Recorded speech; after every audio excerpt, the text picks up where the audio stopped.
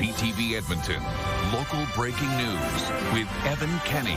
We just really want to see some change or make it known that we're upset. Student support. Hundreds walk out of class to send a message to the provincial government. Good evening. Hundreds of high school students from across Edmonton are fighting to have their voices heard ahead of a potential teacher strike. That could happen 2 weeks from today if the province and the teachers union don't reach an agreement. CTV's Cash spoke with teens about what they're doing to bring attention to the issue. Hey, hey! Ho, ho! Where did the budget go?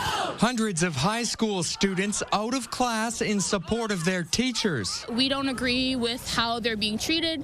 We think that they should be paid more. We think that our class sizes should be smaller. We should have more supports at the school and just in general a better education. Nyla Ahmadzai is in grade 11 at McNally High School. She helped organize the rally. We went door to door. We told people about it. We got signatures for petitions. We raised over $2,000 for supplies for this event. Students from several different schools occupied the legislature grounds for a few hours. Obviously McNally, J. Percy Page is coming, Jasper Place, Victoria, Wagner, Strathcona, Ainley. Representatives from the government and the Edmonton Public School Board were invited. The reason why you're seeing so many of the Alberta NDP official opposition caucus down here is because we support students, we support teachers, and we support public education. Members of the Alberta NDP spoke at the rally, receiving loud cheers from students. It's thrilling to see this many students doing this because they're being active and they're using their voices in a really engaging way, and I'm really hoping that for once the Premier will listen to them. In a statement, Alberta's Education Minister says, "We value the voices of students and we respect their right to peacefully protest." Government negotiations with the Alberta Teachers Association continue. Yeah, we just really want to see some change or make it known that we're upset. Merrick Takash, CTV News, Edmonton. Edmonton police say a former daycare worker facing sexual assault charges has fled the country. EPS says it's working to bring Dilpreet Singh Chawla back to Canada. He's wanted on Canada-wide arrest warrants for sexual assault and sexual interference offenses. Earlier this month, a mother told CTV News her child was abused at Willowbrae Academy Mill Creek Daycare. Court documents show 3 additional charges have been laid. Chawla was an educator at the daycare for several years. A man accused of shooting people at an Edmonton community hall has been found not guilty. Eleanor Mohammed Musa was charged with manslaughter after a mass shooting at a party inside the Dugan Community Hall more than 4 years ago. He was also facing 4 aggravated assault charges. 6 people were injured in the shootout. 1 died after being shot by multiple people. A judge ruled the Crown could not prove beyond reasonable doubt whether Musa was the shooter. He was found not guilty on all charges. He is also facing charges in a lounge shooting from 2022. His trial on those charges is scheduled to begin next year. Alberta RCMP have concluded their investigation into the death of an amateur mixed martial arts fighter. They say the death was not suspicious. Last November, 33-year-old Trokon Dousuah was injured during a charity fight on Enoch Nation. He died in hospital 2 days later. A search team will work overnight to try and find a 5-year-old boy missing in the Cronest Pass area in southern Alberta. Darius McDougall was hiking with his family near Island Lake Campground yesterday morning when he disappeared. The area off Highway 3 near the Alberta-BC border includes steep terrain. Dozens of search and rescue members, RCMP, and conservation officers are looking for him. Police say McDougall has a medical condition that may prevent him from responding to others. Police are looking for the driver of a truck that crashed through a vape store in North Edmonton. It happened around 5 this morning at a shop near 121st Street and 151st Avenue. Police say there was also a fire. The driver was gone when police arrived. Police say no injuries have been reported. Premier Danielle Smith says the province has not made a decision about invoking the notwithstanding clause on 3 laws impacting transgender people. An internal memo obtained by the Canadian Press from Alberta's Justice Department shows the UCP government is exploring ways to protect the legislation. All the three laws include restricting youth access to puberty blockers, requiring parental consent for name and pronoun changes at school, and barring transgender girls from playing in female sports. During her weekend call-in radio show, Smith said while she is prepared to let the courts resolve the legal challenges, she will not rule out invoking the notwithstanding clause. The notwithstanding clause allows governments to override certain sections of the charter for up to 5 years. That we can make the case that we shouldn't be doing medical interventions on children that will sterilize them. It just seems so obvious to me that is the case, and that is ultimately what the courts will decide. So I'm prepared to go to court and battle that out. I think we need to. But if it turns out that the court process may take years and years and years to resolve, then we may have to take that measure. Cabinet is expected to consider the proposal on October 21st, shortly before the legislature reconvenes. The mother of a missing teen is renewing calls for help in the search. 14-year-old Samuel Bird disappeared nearly 4 months ago. We acknowledge that Edmonton Police Department has taken steps to follow through on the tips and information shared. We appreciate their efforts in seeking justice for my son, Samuel. But our work does not stop here. We continue to need searchers, volunteers, community members to come forward. We are covering a vast amount of land and water. Everyone is welcome to come help.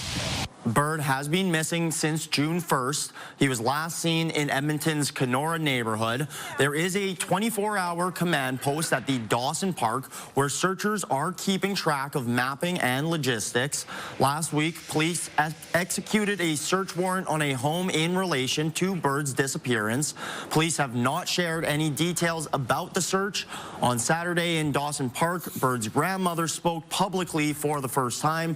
She says aside from searching, people can share Samuel's missing posters in a positive way to help spread awareness. The city, EPCOR, and Papa's Chase First Nation have recognized a historic gravesite in Rossdale Flats. A sacred pipe ceremony was held in the area today.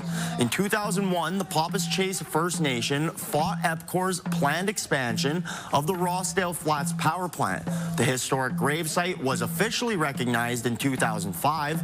Officials say today's ceremony is a meaningful act of reconciliation. Our hearts and are full of joy with what happened today because this is the first step towards unity. It's a creator's law. That's creator's law. Unity. Wakotowin. That's our Cree law. Papa's Chase First Nation Chief Darlene Missick says today was especially significant ahead of the National Day for Truth and Reconciliation next week. The deadline to run in next month's municipal election has now passed. Staff with Edmonton Elections were at City Hall this morning, helping a few candidates through the nomination process. Anyone wanting to become mayor, a city councillor, or a school board trustee had to submit signatures and make a payment by noon today. 2 school board candidates spoke to reporters after registering just minutes before the deadline. It was a whirlwind. Like I said, I decided to do this on Friday. All weekend I was getting signatures, and all of a sudden I'm a candidate. I'm like, holy moly. Definitely not a last-minute decision. I definitely having a lot of conversations over the summer, especially in and around my community, and so, yeah, just happy to be last today. 13 people are running for mayor, 81 are vying for the other 12 council seats, and 46 people have put their names forward for trustee positions. Election day is Monday, October 20th. NATE is giving students a chance to explore careers in the skilled trades. 140 high school students went to NATE's Apprenticeship Day event. They were able to participate in workshops demonstrating trades like carpentry, electrical, and cabinet making. Students like Liam Casebeer hopes to have a career in carpentry. He says this opportunity helps him prepare for what's to come. It helps me plan my next few years of my life and get ready for the work later in my life and get ready for the trades and for carpentry. And that's like one of my dream jobs is to be a carpenter and to build stuff for the city. And so the average age used to be 28 of those students starting a skilled trade. It is coming down, so now we're seeing that trending more towards 27, which definitely indicates more students are coming out of high school, or at least they're starting the skilled trades program a lot earlier than traditionally. Nate trains more than 10,000 apprentices, skilled trades, and technology diploma students each year. The CEO and president of the Edmonton Elks says he's excited about the changes coming to the CFL. New rules include smaller end zones and pushback uprights. As CTV's Nair Manisa reports, the league and the team say this will make the game more exciting. End zone shot, look into the corner. Julian Grant's got it. Touchdown, Edmonton. The Canadian Football League wants to see more touchdowns scored during games. Today, the commissioner revealed new rules and changes to do just that. Our game must continue to evolve and modernize for our players, our fans, and our partners. The league says structural changes to the game will take place in 2027. That includes moving the goalposts to the back of the end zones. The end zones will also be smaller, dropping from 20 yards to 15. The field will be shortened from 110 yards to 100. The width will stay the same. It will make going for a touchdown instead of settling for a field goal more attractive.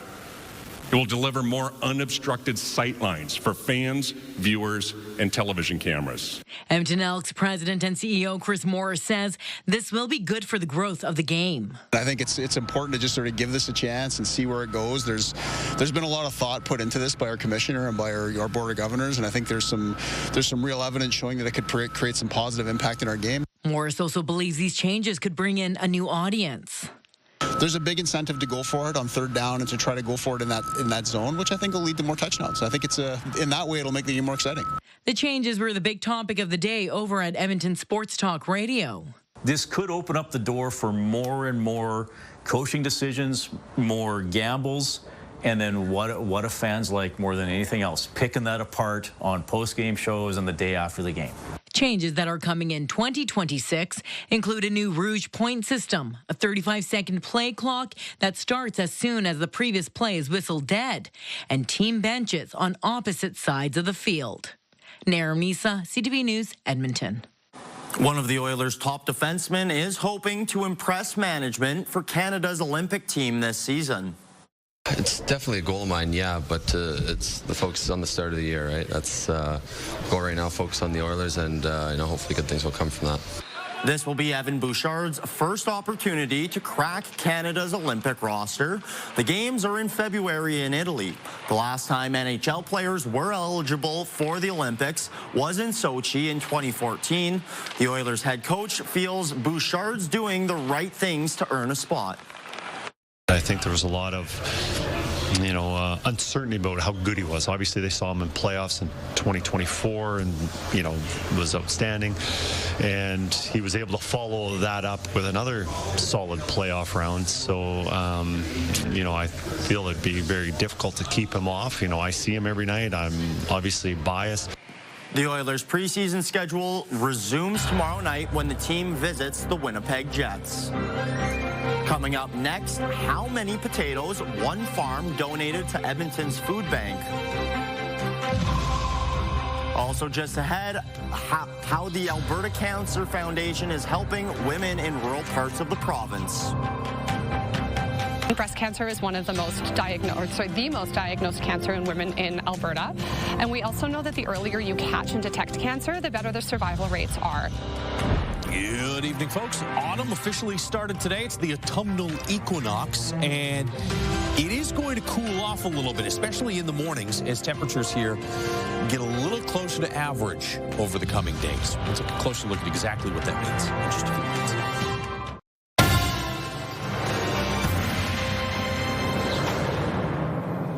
Women in rural Alberta now have access to state-of-the-art, potentially life-saving technology. The Alberta Cancer Foundation and Primary Care Alberta are rolling out 2 new mobile breast screening units. CTV's Amanda Anderson reports. This trailer is designed to get attention about the importance of breast cancer screening. The wrap is very bright and cheery, and I think it just kind of eases people's fears because mammography and breast cancer is scary. It's one of 2 new mobile screening units, bringing a life-saving screening program to women in rural Alberta communities. They really can't travel. It's too difficult or time-consuming or just costly to travel into a center, so we bring the service to them. It just makes it easier and better chance that they'll actually have the mammogram done. Mary Mueller says she's accessed the mobile clinic at least 6 times in the past decade. It's very important for access. It's great to have these trailers come to our community versus driving to the city. So this is the actual exam room. The new units are replacing the program's old trailers and are designed to not only be more comfortable for patients, but provide the latest breast cancer detection technology. The mammogram technology has changed, so it can be smaller, it can be more comfortable for women. It can actually then have higher rates of detection, be more sensitive. So really want to make sure that people have access to the best screening technology. More than 500,000 mammograms have been performed since the screening program began in 1991. The mobile breast screening unit is incredibly important to the foundation. Breast cancer is one of the most diagnosed cancer in women in Alberta. And we also know that the earlier you catch and detect cancer, the better the survival rates are. The Alberta Cancer Foundation still needs to raise $1.2 million to help cover costs for the mobile screening units, a service women like Mueller say is vital. I know many people that have been detected with breast cancer through the mobile. It's very important that you do go and get your regular checkup. The units will make regular stops in more than 100 communities throughout the province. Amanda Anderson, CTV News, Edmonton. People from Mamio Beach have voted to keep their summer village status and not let Wetaskiwin County take over operations. The community voted 256 in favor to remain an independent summer village, with 46 opposed. The vote follows a viability report from the Ministry of Municipal Affairs after a failed wastewater project left the village $5.5 million in debt. I don't think it's about the finances. I think it's about the culture and our unique identity and the fact that we have a community that's really proud of that. The mayor says they are in an active lawsuit hoping to recoup some funds for people who paid a special tax of almost $20,000 each to settle the debt. A potato farm outside of Edmonton has delivered thousands of pounds of produce to Edmonton's food bank. I say our work feeds the food bank, but this work feeds my soul. And so we all feel great that we're able to do something in such a meaningful and substantial way. Endemic Planting Project was founded by lawyer David Benjestorff. All of the potatoes grown here go directly to the food bank. He says while canned goods are great items to donate, healthier options like fresh potatoes and produce are better. Volunteers help with the harvest, some of which are benefiting from the crop. It's just nice helping, knowing that people need it and will eat with their families, because we also was in the same place before. When harvest wraps up, about 135,000 pounds of potatoes will be donated.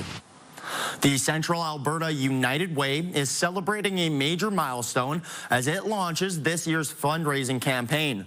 The group is marking 60 years of work, which has raised more than $52 million. It says there's a growing need for support in Central Alberta.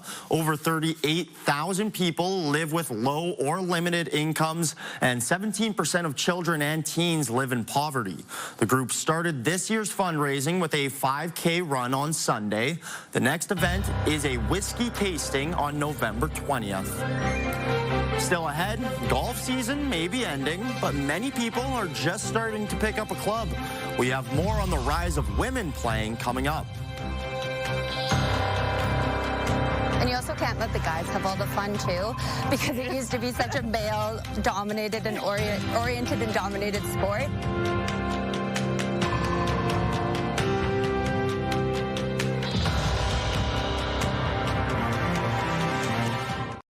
Programming brought to you by James H. Brown Injury Lawyers, the heavy hitters of injury law. Welcome back. Temperatures into the low 20s today after starting out on the chilly side at 6 degrees. That is average for this time of year, though. We had a record high, or record tying 29.4 on Saturday. Yesterday, 24. Today, into the low 20s. I think we may have seen our last 25-plus day. I don't think we're going to get to 25 or hotter here, at least through the rest of the month, and that puts us in October, and it's very unlikely at that point. Temperatures won't cool off in a big way, though, in the coming days. A little cooler across the northwest. You've had some cloud cover through the day today. There'll be more cloud in through that area, maybe even some showers late in the day tomorrow, again, across the northwest. That's the back edge of this upper ridge that has southern Alberta looking at temperatures in the high 20s, close to 30 for another couple days. Friday, we were kind of trying to figure out exactly how far north that hot air was going to stretch. I don't think the hottest air is going to push into the Edmonton area, though. I think it'll stay just south of us. A little milder tomorrow morning than it was this morning. 6 degrees this morning. We'll drop to about 9 tomorrow morning. 6 in Red Deer, 13 for Fort McMurray, and 11 degrees in Grand Prairie. But not much of a temperature climb tomorrow in Grand Prairie. You're only back into the 15, 16 degree range. About 18 for Peace River. Cloudier, as we were pointing out, across northwestern areas. Fort McMurray will see a bit of that cloud cover, but a little warmer. 20 there, 23 into Cold Lake. Should be into the mid-20s, Lloydminster, Coronation, and Red Deer, and low 20s into the Jasper region, 28s, Lethbridge and Medicine Hat. Here in Edmonton, we'll get to about 22 or 23. Sunny with a few clouds tomorrow. Some increasing cloud Wednesday. There is a slight chance of a few scattered showers pushing through the area on Wednesday. Temperatures about 17 or 18 degrees. I think we'll bounce back up to a 19 or 20 on Thursday, and then late in the day Thursday, a little cold front goes through, and that could give us some showers in the evening. Behind that, temperatures will drop back into the 18 to 20 range for Friday and through the weekend, and kind of 18 to 22-ish for next week as well. That is your forecast. As the golf season nears its end in Edmonton, more women are picking up clubs. As CTV's Nair Manisa explains, it's part of a trend across the country. Friends Amanda Rami and Tessa Wittig have spent a lot of time at the golf course this summer. We wanted to have like a nice outside summer activity that we could kind of play with, maybe make new friends, be outside, have some fun, be a little active. They say they noticed more of their friends were hitting the links. I see people out golfing all the time that I never even would have pegged for a golfer. I feel like it's become such a social sport now, too. New stats show more people picked up the sport during the pandemic. According to Golf Canada, the number of women who signed up for golf memberships was 1.6 million in 2023, an increase of 100,000 from 2021. And you also can't let the guys have all the fun, too, because it used to be such a male-dominated and oriented and dominated sport. Christine Murawani is one of the co-founders of the Women of Leisure and Fun group. The group is hosting its first tournament at the end of September. We ourselves have attended a lot of tournaments this year where they were kind of just lacking in the fun, welcoming, social element, and we kind of wanted to create that vibe ourselves and do better. She says the sold-out event will be a place where women can play, network, and have fun without added pressure. And I'm seeing more 30s and 20s year olds pick up the sport and kind of bring a new energy to the game. Murawani has been playing for decades. She says she wants to inspire the next generation of golfers. You know, I hope that my daughter sees me and how much fun I'm having and that she joins me as well. Getting more girls having fun on the fairways.